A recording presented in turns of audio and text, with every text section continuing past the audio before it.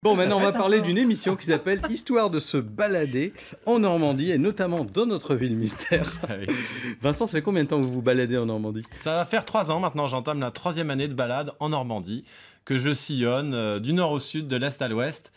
Et il y a encore plein de choses que j'ai pas vues. C'est ce que j'allais J'ai vous envie de vous faire demander. découvrir. Vous connaissez toute la Normandie maintenant? Non. Presque. Alors, je pourrais me dire que je connais toute la Normandie, mais en fait, il faut imaginer, ce que vous savez bien, c'est que la Normandie, ce sont des micro-pays, des micro-régions à chaque fois, avec des cultures territoriales bien particulières, avec des traditions qu'on ne retrouve pas à 20 ou 30 km.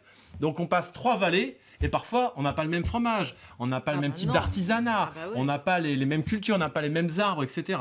Donc l'objectif, c'est de rendre compte de cette diversité de la Normandie. Alors évidemment, au niveau des paysages, des métiers, de la richesse du terroir, de tout ce qu'on veut, mais et surtout de la transmission de la passion. Moi, ce qui m'intéresse, c'est de rencontrer des gens qui vont être complètement férus, passionnés par ce qu'ils font et qui vont avoir cette fibre pour vraiment transmettre ce feu sacré. Et alors, ça peut m'arriver parfois, je me retrouve face à un intervenant, comme ça en plus on fait tout au débeauté, en improvisant, pour garder le maximum de spontanéité. Comme nous. Et ben... oui, ben là on improvise en fait, hein, c'est un peu ça. Et en fait, et ben parfois, dans cette spontanéité, dans cette espèce de hasard quand même bien ordonné, et ben il y a des petits moments de grâce, d'émotion, ou alors de transmission très fort. Je me rappelle d'un tonnelier qui s'est mis à pleurer au moment où il a évoqué celui qui lui a donné sa passion. Vous l'avez vu peut-être, de la tonnellerie, un grand gaillard qui mesure 2 mètres avec son tablier de cuir, qui est bien campé et qui nous regarde comme ça, et puis tout d'un coup... Qui verse sa petite larme. Et là, l'émotion vient, oui. Et en fait, moi, j'essaie de les décomplexer au maximum parce que... C'est Monsieur Psy. Non, mais c'est pas ça, c'est que souvent, les hommes ont tendance à vouloir retenir leurs émotions. Et ben, quand je rencontre ces grands gaillards, moi je suis quelqu'un d'assez émotif, d'assez sensible. Je dis allez-y, lâchez les chevaux, donnez-nous. Et en fait, l'émotion que vous êtes en train de vivre, elle est belle, elle est forte, et c'est ce qu'on va essayer de retirer comme ça au fur et à mesure. Il y a Laurent qui a pas voulu lire mon livre sur les poèmes de femmes. Vous allez me le prêter. On en reparle. Vous allez me le prêter. Il y a aussi des très beaux paysages dans cette émission, évidemment, parce que vous utilisez. On va voir des images du prochain numéro qui est consacré à la côte est du Cotentin. Je pense que vous utilisez. Des moyens aériens, le drone, la plupart du temps? Alors, c'est le drone, bien souvent. Et en fait, l'intérêt, c'est que, par exemple, sur cette émission qui sera donc diffusée dimanche prochain à 12h55, on parle des plus beaux paysages de la côte Est. Ces paysages, il y a pas mal de Normands, même de gens partout en France qui les connaissent, sauf que ça, ce que vous voyez juste là, c'est l'île de Saint-Marcouf, qui a une histoire incroyable. Hein. Vous connaissez sûrement l'histoire. Elle a fini même par être une prison, carrément. Et ben en fait, c'est pas accessible au public. C'est où? Donc, alors en fait, c'est au large de la côte Est, vraiment, Cotentin, au milieu de la côte, grosso modo. Je connais pas. On tire un trait à droite et on arrive sur Saint-Marcouf. Pour regarder l'émission, Mais 1 heure de bateau. C'est à quelle heure? 12h55. 12h55 dimanche. Ouais, c'est pas facile quand même. Alors là, vous voyez, même ça, on n'a quasiment jamais vu Saint-Marcouf vu du dessus. Et les gens qui travaillaient, l'association Les Amis de la Grande Île, qui travaillent sur place pour restaurer ce lieu d'histoire, ont été scotchés par les images aériennes. Ils disaient « Ah bah oui, en fait, on se rend compte que sur le toit, il y a une pierre qui est manquante. » Donc ça leur a peut-être même carrément servi pour pouvoir continuer leur travail d'entretien. C'est magnifique. On avait vu aussi l'émission Etretat, par exemple, c'était magnifique. Ah ouais, Etretat, c'est splendide. Il y a plein de choses. Alors vous le disiez, Vincent, hein, vous aimez faire des rencontres, vous rencontrez toutes sortes de gens, vous apprenez plein de choses. On va voir un petit extrait de la prochaine émission, justement. Donc dès qu'on agite un petit peu cette végétation, au pied, on commence à trouver... quelques débris de coques qui ont été piégés. Ah ouais, et on voit il y en a pas mal. Et on voit des petits crustacés en train de se promener et qui profitent. On n'imagine pas forcément qu'il y a autant de vie à l'intérieur d'une touffe comme ça. Hein.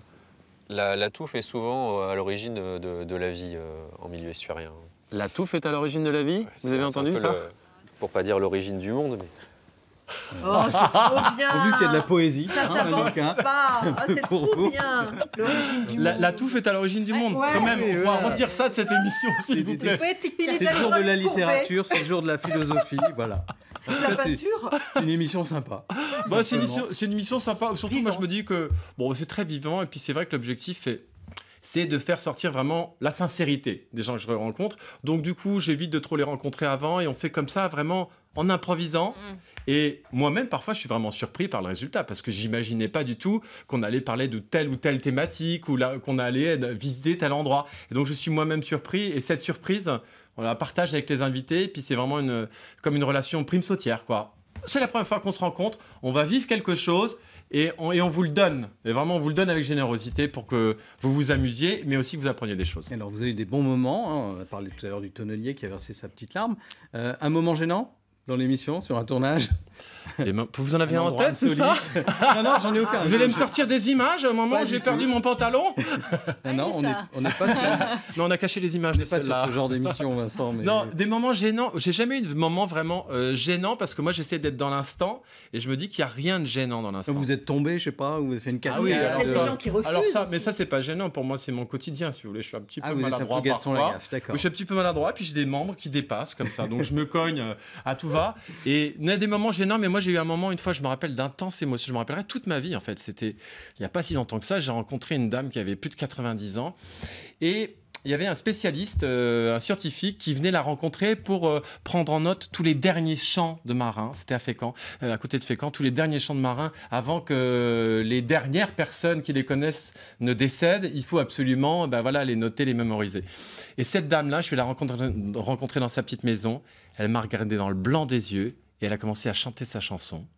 Et ce qu'elle m'avait raconté sur sa vie était exactement ce qu'elle chantait dans sa chanson. Donc ça avait entré en résonance avec sa vie très difficile, une vie de femme de marin, hyper dure.